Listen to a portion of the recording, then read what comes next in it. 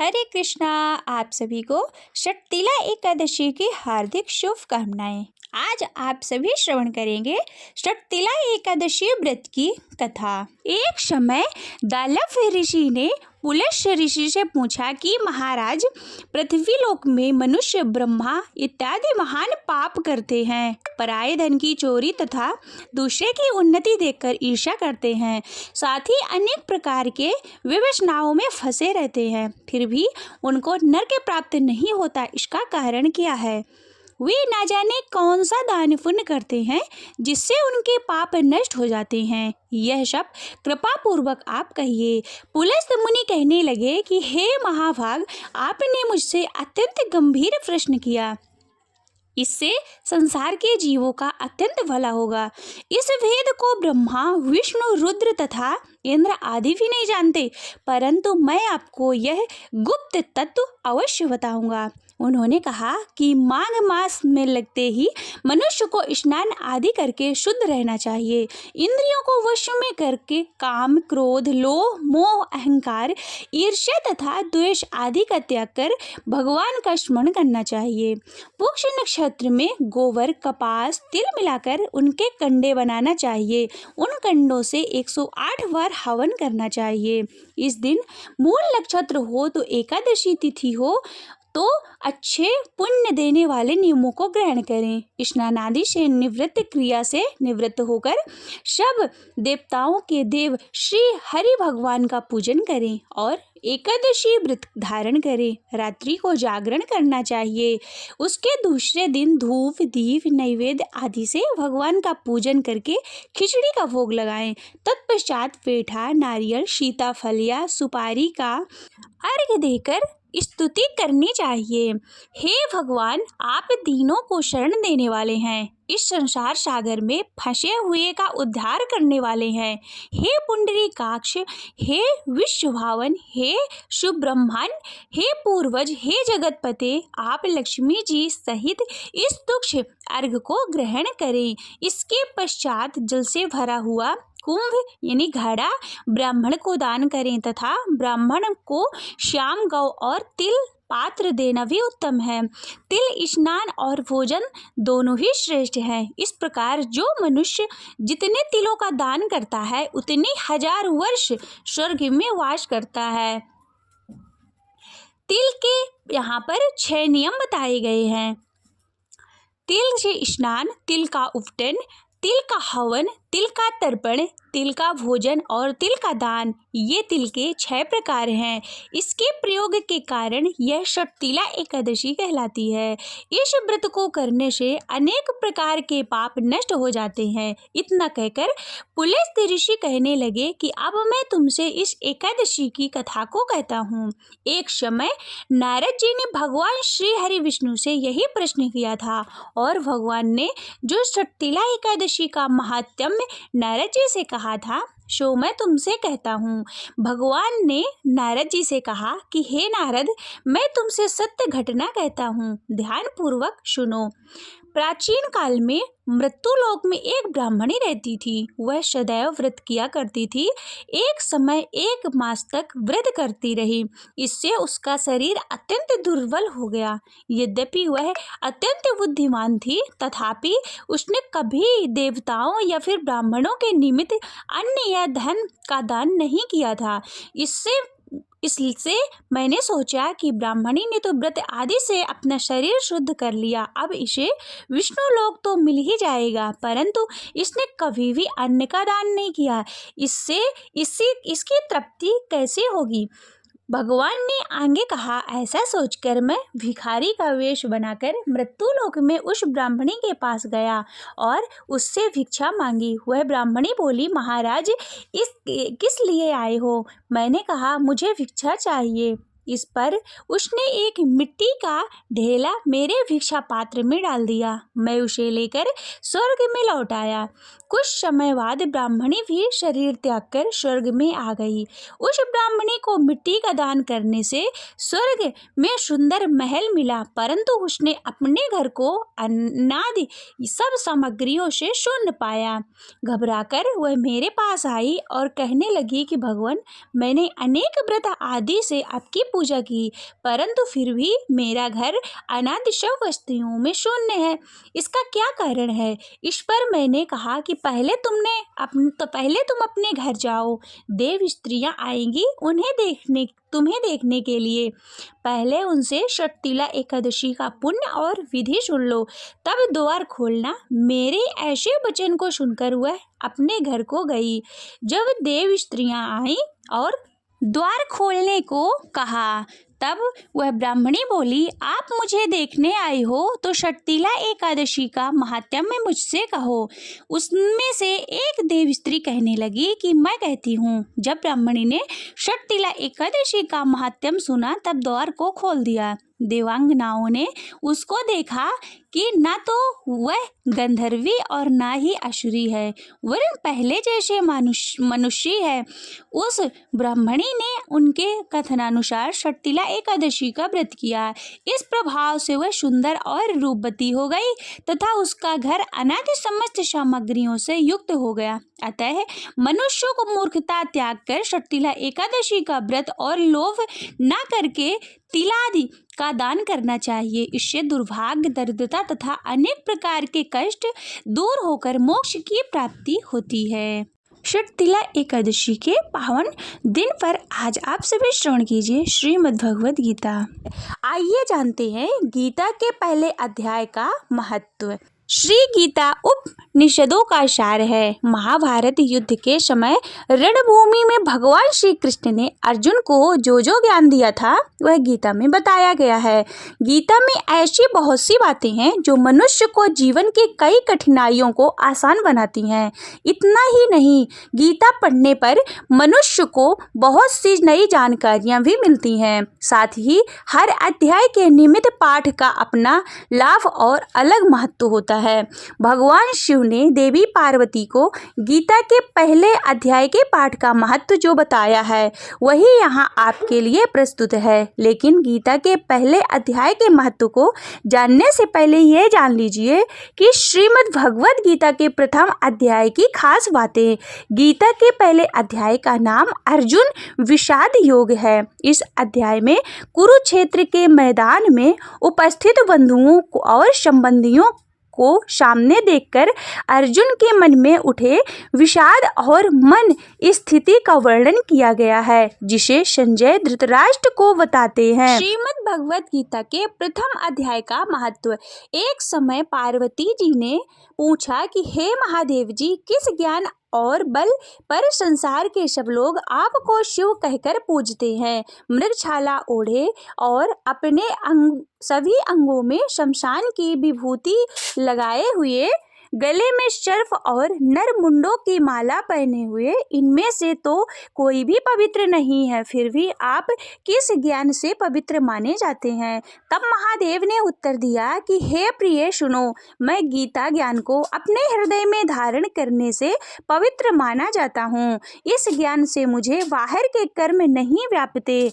तब पार्वती जी ने कहा कि हे भगवान, जिस गीता ज्ञान की आप ऐसी स्तुति करते हैं उसके श्रवण करने से कोई कृतार्थ भी हुआ है?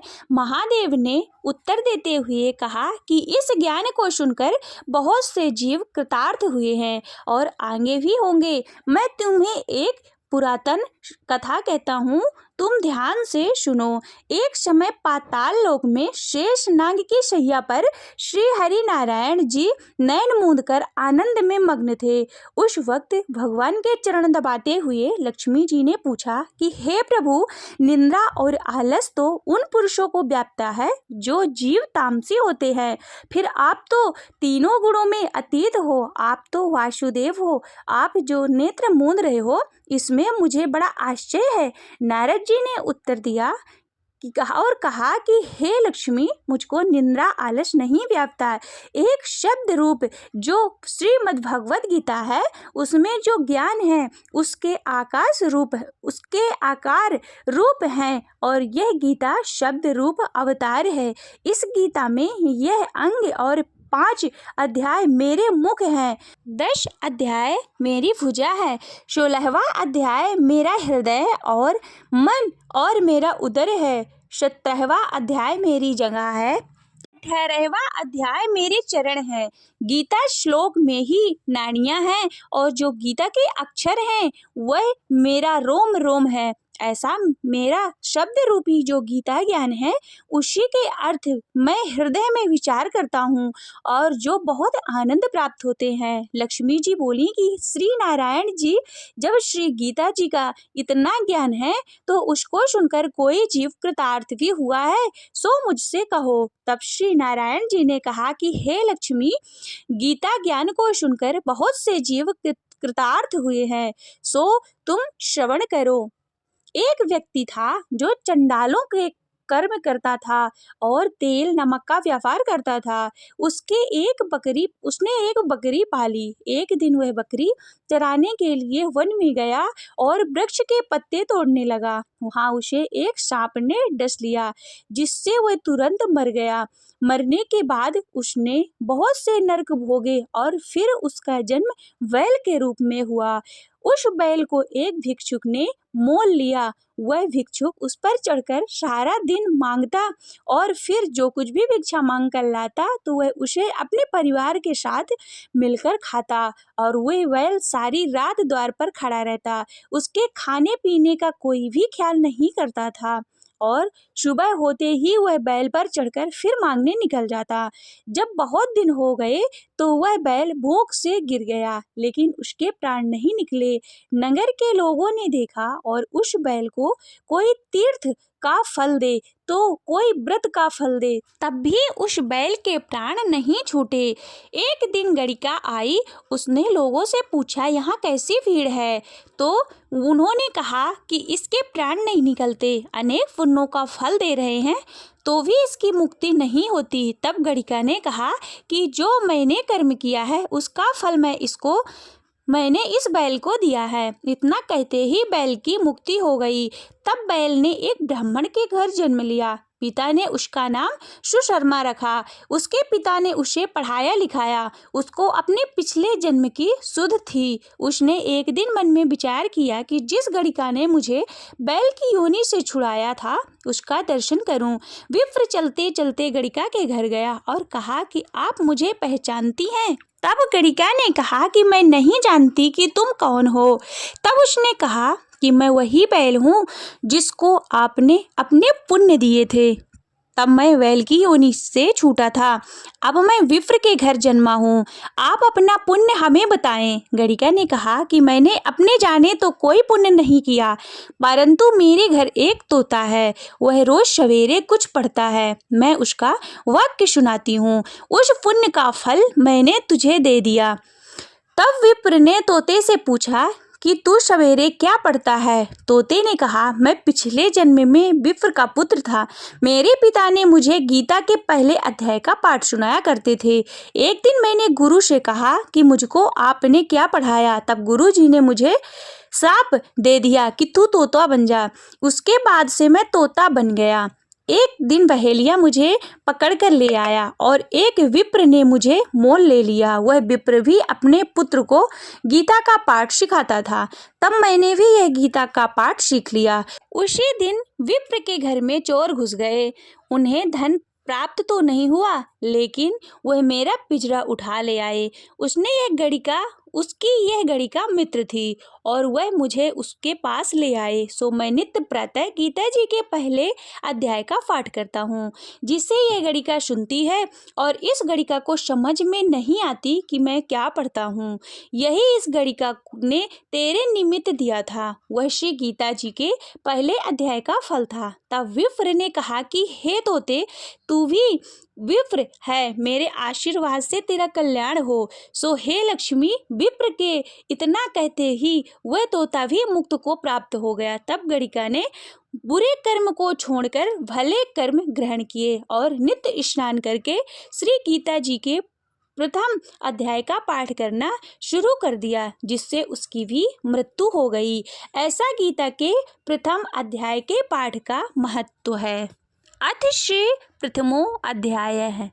धृतराष्ट्र बोले कि हे संजय, धर्म भूमि कुरुक्षेत्र में एकत्रित युद्ध की इच्छा वाले मेरे पांडु के पुत्रों ने क्या किया?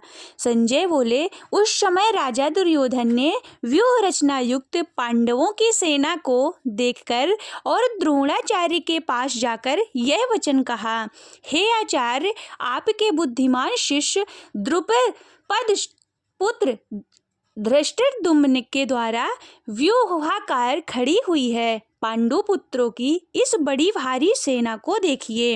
इस सेना में बड़े बड़े धनुष वाले तथा युद्ध में भीम और अर्जुन के समान शूरवीर, सात्विक और विराट तथा महारथी राजा द्रुपद, धृष्टकेतु और चेकितान तथा बलवान काशीराज, पुरोजित, कुंतीभोज और मनुष्यों में श्रेष्ठ शैव्य पराक्रमी युधामन्यु तथा बलवान उत्तमौजा, सुभद्रा पुत्र अभिमन्यु और द्रौपदी के 5 पुत्र, ये सभी महारथी हैं।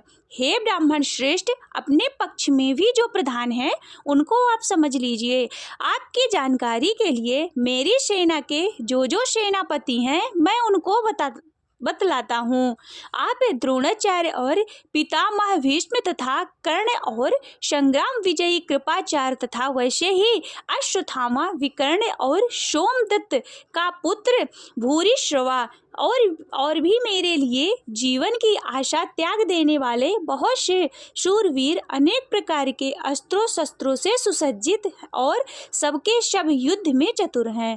भीष्म पितामह द्वारा रक्षित हमारी यह सेना सब प्रकार से अजेय है और भीम द्वारा रक्षित इन लोगों की यह सेना जीतने में सुगम है। इसलिए सब मोर्चों पर अपनी अपनी जगह स्थिति रखते हुए आप लोग सभी निसंदेह भीष्म पितामह की सब ओर से रक्षा करें। संजय बोले, कौरवों में वृद्ध बड़े प्रतापी पितामह भीष्म ने उस दुर्योधन के हृदय में हर्ष उत्पन्न करते हुए उच्च स्वर से सिंह की दहाड़ के समान गरज कर शंख बजाया।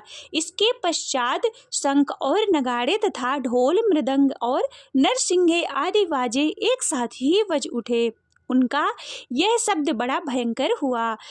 इसके अनंतर सफेद घोड़ों से युक्त उत्तम रथ में बैठे हुए श्री कृष्ण महाराज और अर्जुन ने अलौकिक शंख बजाए। श्री कृष्ण महाराज ने पांचजन्य नामक अर्जुन ने देवदत्त नामक और भयानक कर्म वाले भीमसेन ने पौंड्र नामक महाशंख बजाया। कुंती पुत्र राजा युधिष्ठिर ने अनंत विजय नामक और नकुल तथा सहदेव ने सुसोग और मणिपुष्पक नामक शंख बजाए। श्रेष्ठ धनुष वाले काशीराज और महारथी शिखंडी और धृष्टद्युम्न तथा राजा विराट और अजय सात्विक राजा द्रुपद और द्रौपदी के 5 पुत्र और बड़ी भुजा वाले सुभद्रा पुत्र अर्जुन, इन सभी ने हे राजन सब ओर से अलग अलग शंख बजाए और उस पर भयानक शब्द ने आकाश और पृथ्वी को भी गूंजाते हुए धार्तराष्ट्रों के अर्थात आपके पक्ष वालों के हृदय विदीर्ण कर दिए।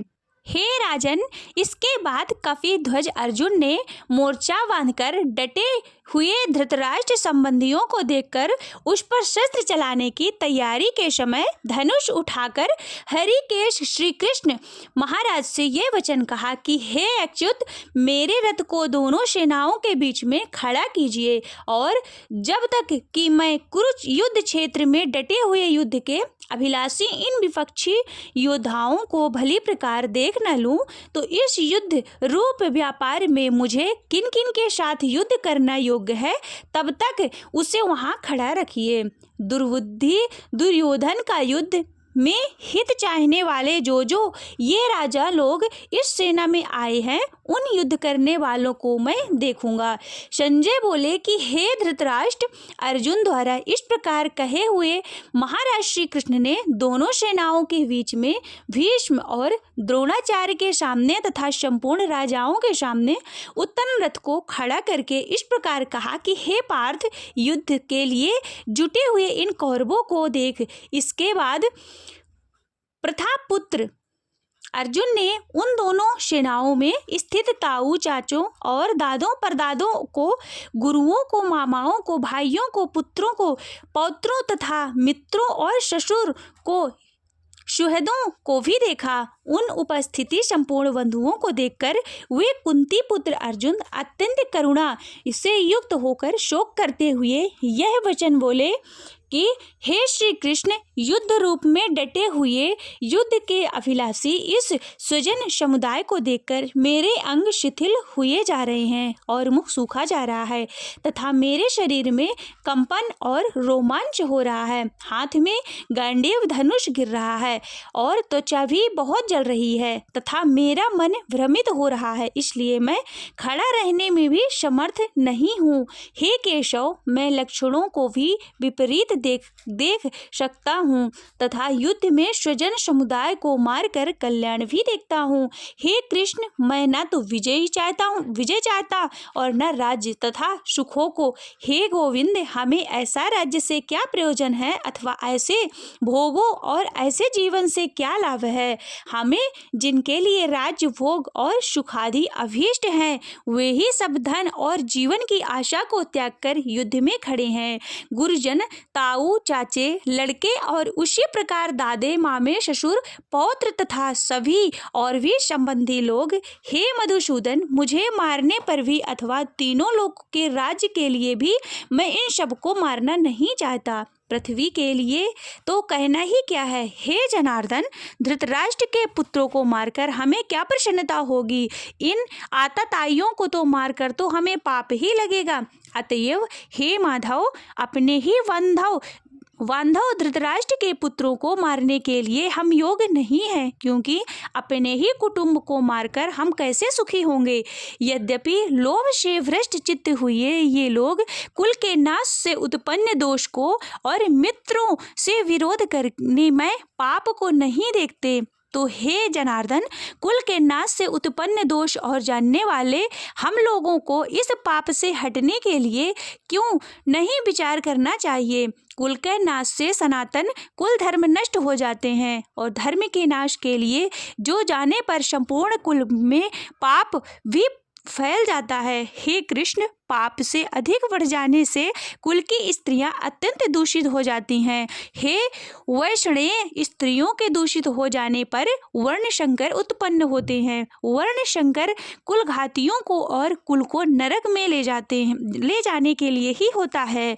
लुप्त हुई पिंड और जल की क्रिया वाले अर्थात श्राद्ध और तर्पण से वंचित इनके पितृ लोग भी अधोगति को प्राप्त होते हैं। इस वर्ण संकर कारक दोषों से कुल घातियों के सनातन कुल धर्म और जाति धर्म को नष्ट हो जाते हैं। हे जनार्दन, जिनका कुल नष्ट हो गया हो, ऐसे मनुष्य को अनिश्चित काल तक नरक में वास होता है, ऐसा हम सुनते आए हैं। हाँ शोक, हम लोग बुद्धिमान होकर भी महान पाप करने को तैयार हो गए, जो राज्य और सुख के लोभ से स्वजनों को मारने के लिए उद्यम हो गए हैं। यदि मुझ शस्त्र रहित और सामना न करने वाले को शस्त्र हाथ में लिए हुए धृतराष्ट्र के पुत्र रण में मार डालें, तो वह मरना भी मेरे लिए अधिक कल्याणकारक होगा। संजय बोले कि रणभूमि में शोक से उद्गित मन वाले अर्जुन इस प्रकार कहकर वाण सहित धनुष को त्याग कर रथ के पिछले भाग में बैठ गए। इस प्रकार उपनिषद, ब्रह्मा विद्या तथा योग शास्त्र रूप श्रीमद् भगवद गीता के श्री कृष्ण अर्जुन संवाद में अर्जुन विवाद योग नामक प्रथम अध्याय संपूर्ण हुआ। हरे कृष्णा, राधे राधे।